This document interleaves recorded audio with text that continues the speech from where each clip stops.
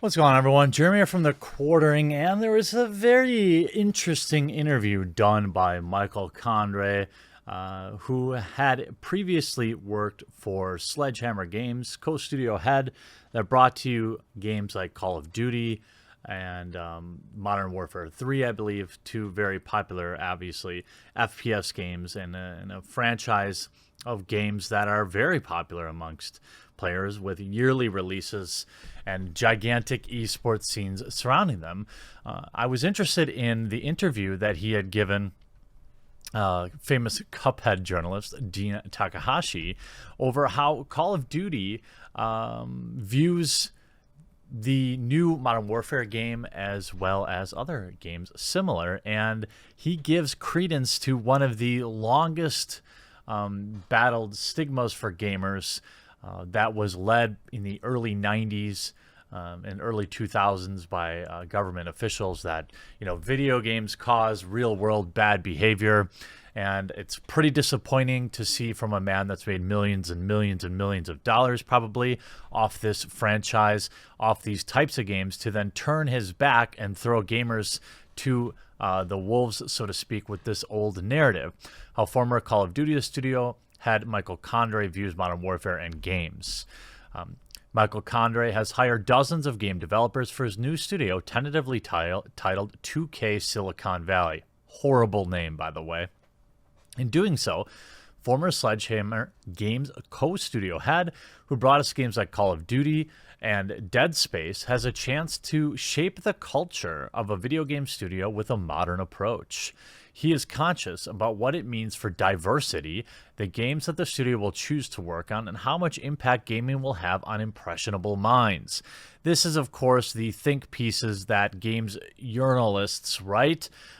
We could talk about the game he's producing, but that's not the audience that these people serve anymore. I imagine, I don't know who reads VentureBeat, probably boomers.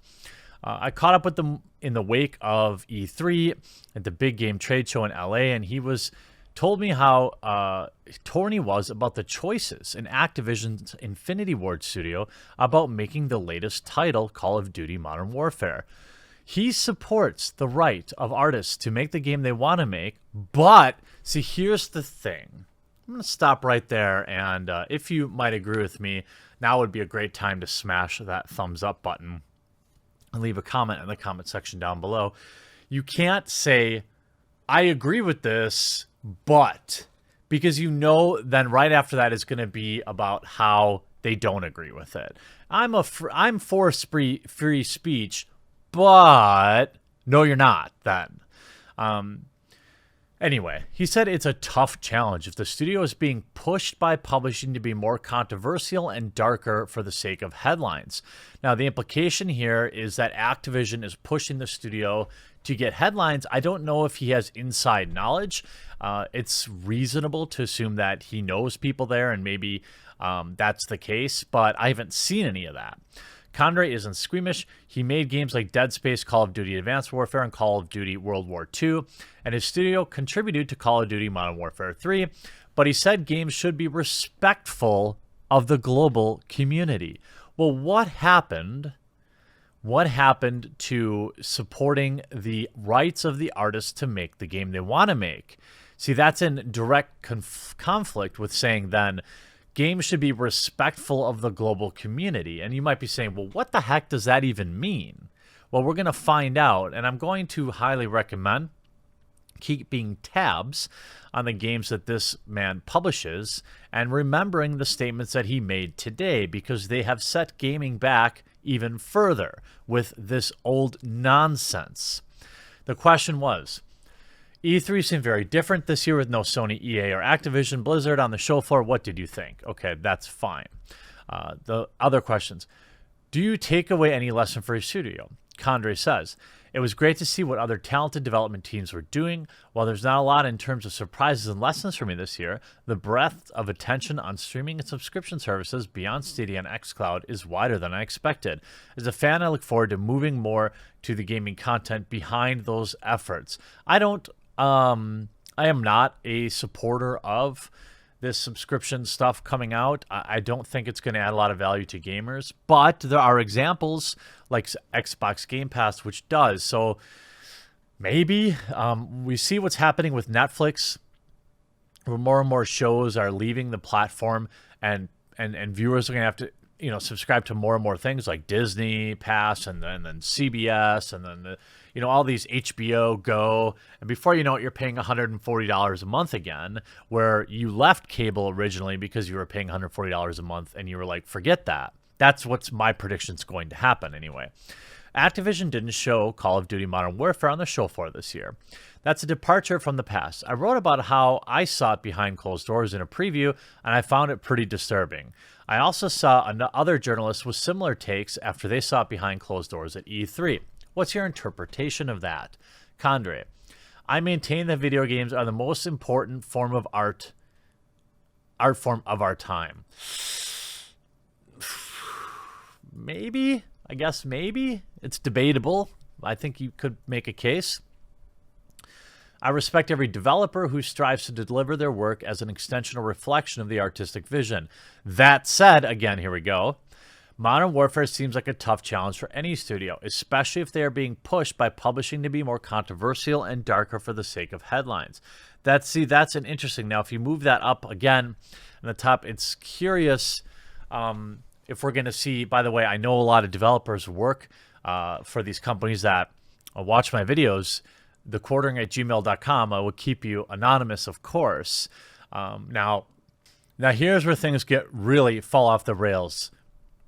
GamesBeat asks, what do you think about the game's modern setting in the Middle East and where we have active situations happening and the level of violence reported to be in the game?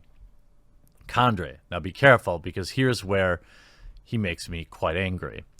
With Advanced Warfare, we created a relatable yet fictional antagonist threat with the rise of the PMC, private military company. And World War II, we honored a historical conflict that told the stories of common men and women fighting for freedom against the incredible force of tyranny. The creative challenges of realistic Call of Duty Modern Warfare are complex. Western, quote, heroes ending, quote, villains in the Middle East simply isn't good enough. Equally, I hope the game's stated goal is to depict the realism of the situation was an unfortunate choice of words, rather than the actual intent to depicting the unspeakable atrocities that are the reality of today's modern conflict. Sounds like he's spending a lot of time in California. Again, we're leaning into the, video games caused this, and it's interesting that he's saying this after he left the studio.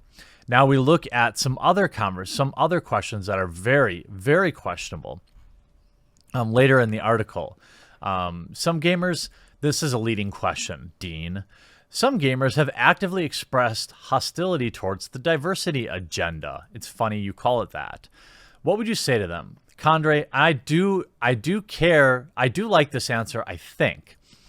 Honestly, I wouldn't say anything. I'd rather focus on building a world-class team of developers that, because of their diverse experience and perspectives, make a game that blows minds and brings joys.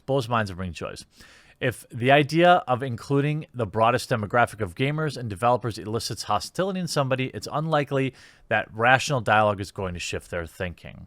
We are putting energy into creating something amazing, both creating a studio and the game. There is tremendous beauty and knowledge in our collective experiences, and differences are focused there. I think that's a very well-crafted PC answer. There are some weak points in it, but you look at this. Diversity and inclusivity are so important for gaming as a whole, and you've talked about wanting to improve it for years, especially given where the industry has been historically.